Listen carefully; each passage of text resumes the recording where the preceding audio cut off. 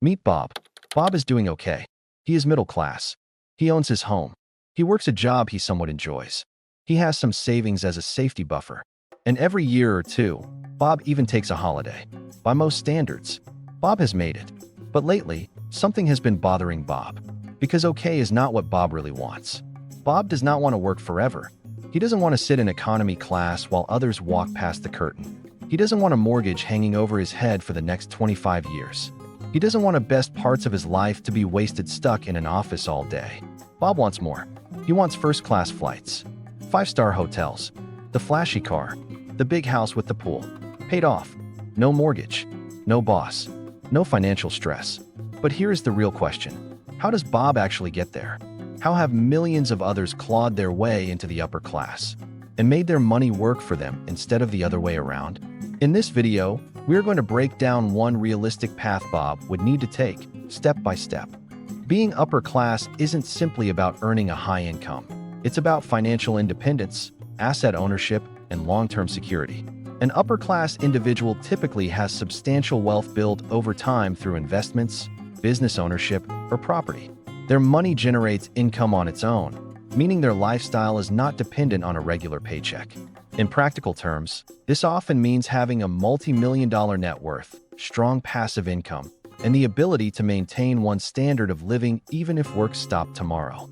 There is also a lifestyle dimension. Upper-class households usually experience a high level of financial stability, broad access to opportunities, and the freedom to make major life decisions based on choice rather than financial pressure.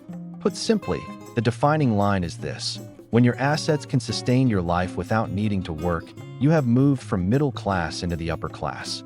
If you've been following Bob's journey, you'll remember, he didn't start here. Bob worked his way up from the lower class through discipline, skill building, and consistency. And now, Bob is doing okay. Bob works as a senior cybersecurity specialist for a large company. He earns a solid income. He owns his home with a mortgage, and he has about 3 months of savings set aside. By most standards, Bob is firmly middle class. He shows up to work every day. He keeps improving his technical skills. He lives below his means. These habits are exactly what got him here. But over time, Bob started to notice something.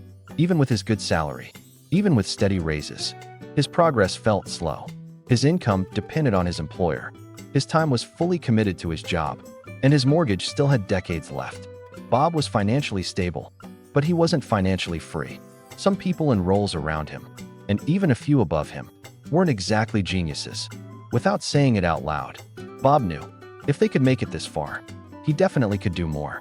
And that thought started to change everything. Bob made his move.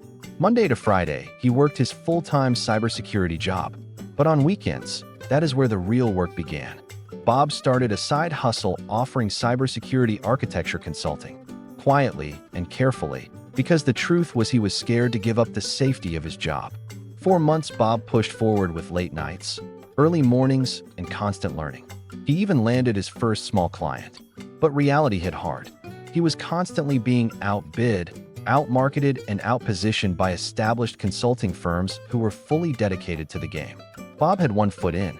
His competitors were all in. And it showed. Month after month his business made almost no money. Thankfully his salary kept him afloat. But Bob's goal was not survival. It was wealth. And this was not working. Eventually Bob made a painful decision. He stepped away from the side hustle. For now, it had failed.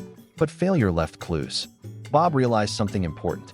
His technical skills were strong, but he was weak in areas he had not even considered. Sales, people skills, reading the room, positioning, and most importantly, commitment. Bob finally faced the truth. You cannot build a serious business with 1 foot in and 1 foot out. If he wanted real results, there was only one move left. Go all in. It was scary. It was risky.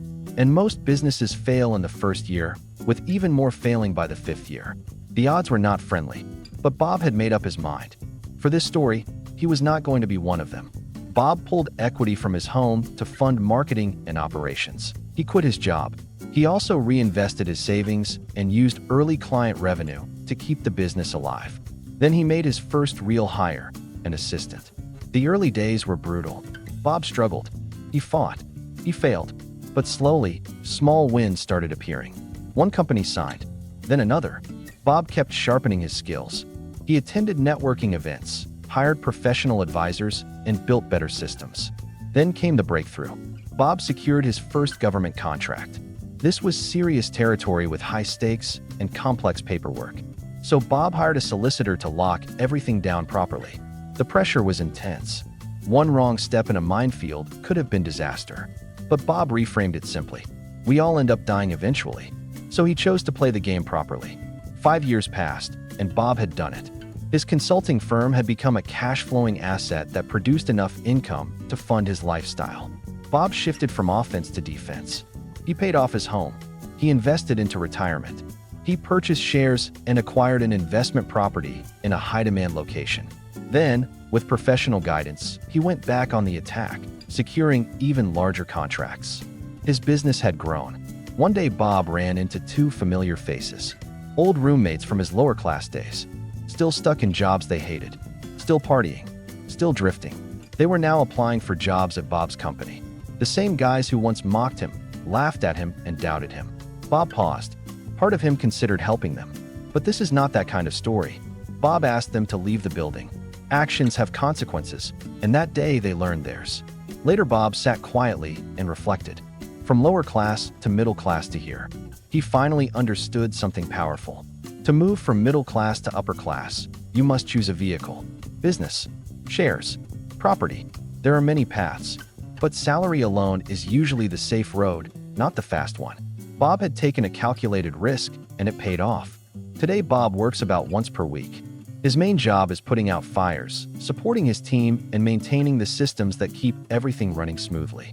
He no longer trades time for money.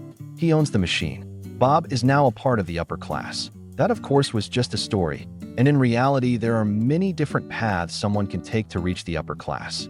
Everyone's journey looks different.